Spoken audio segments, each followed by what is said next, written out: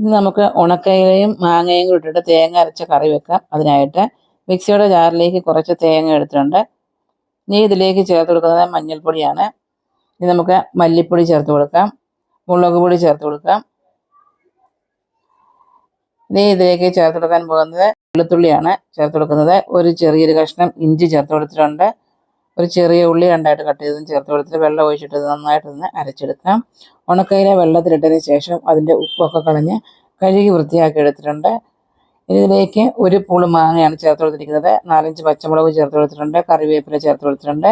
നമ്മൾ അരച്ച് വെച്ചിരിക്കുന്ന അരപ്പ് മീനിലേക്ക് ചേർത്ത് കൊടുത്തിട്ട് ഇതെല്ലാം കൂടെ ഒന്ന് ഇളക്കി കൊടുക്കാം. ആവശ്യത്തിനുള്ള വെള്ളം ഒഴിച്ചു കൊടുക്കാം. ഇതിലേക്ക് കുറച്ച് കറിവേപ്പിലയും കൂടെ ചേർത്തതിന് ശേഷം നമുക്കിത് ഗ്യാസിൽ വെച്ചിട്ട് ഒന്ന് വേവിച്ചെടുക്കാം. ഇപ്പോൾ ഈ മീനെല്ലാം ഒന്ന് വെന്ത് വന്നിട്ടുണ്ട്. ഇനി നമ്മളിതിലേക്ക് ചേർത്ത് കൊടുക്കാൻ പോകുന്നത് ഉപ്പ് ചേർത്ത് കൊടുത്തിട്ടില്ലായിരുന്നു. ഇതിന് ഉപ്പ് ആവശ്യമെങ്കിൽ ചേർത്ത് കൊടുക്കാം. ഇതിന് കുറച്ച് ഉപ്പും കൂടെ വേണ്ടതുകൊണ്ട് ഞാൻ ഇച്ചിരി ഉപ്പ് ചേർത്ത് കൊടുക്കുന്നുണ്ട്. ഇനി ഇതിലേക്ക് ഒരു ഇച്ചിരി ഉലുവാപ്പൊടിയാണ് ചേർത്ത് കൊടുക്കുന്നത്. അതുകൂടെ ചേർത്ത് കൊടുക്കാം. ചേർത്ത് കൊടുത്തിട്ട് എല്ലാം കൂടെ നന്നായിട്ടൊന്ന് മിക്സ് ചെയ്ത് കൊടുക്കാം. അതിന് ശേഷം നമുക്ക് ഗ്യാസ് ഓഫ് ചെയ്യാവുന്നതാണ്. ഇനി ഇതിലേക്ക് കടുക് തിളച്ച് ചേർക്കണം. അപ്പോൾ കടുക് തിളച്ച് ചേർക്കാനായിട്ട് ഒരു പാൻ വെച്ചതിന് ശേഷം അതിലേക്ക് കുറച്ച് വെളിച്ചെണ്ണ ഒഴിച്ച് കൊടുക്കാം.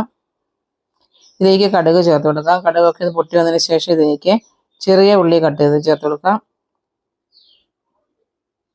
ഇനി ഇതിലേക്ക് ചേർത്ത് കൊടുക്കുന്നത് വറ്റൽമുളകും കറിവേപ്പിലയുമാണ്. അതുകൂടെ ചേർത്ത് കൊടുത്തിട്ട് ഇതെല്ലാം കൊണ്ട് മൂത്ത് വരുമ്പോഴേക്കും മീനിലേക്ക് ചേർക്കാവുന്നതാണ്. അതിനുശേഷം കുറച്ച് സമയം അടച്ച് വയ്ക്കുക. അപ്പോൾ നമ്മുടെ ഉണക്കയില മാങ്ങ ഇട്ടതോടെ റെഡി ആയിട്ടുണ്ട്. Thank you.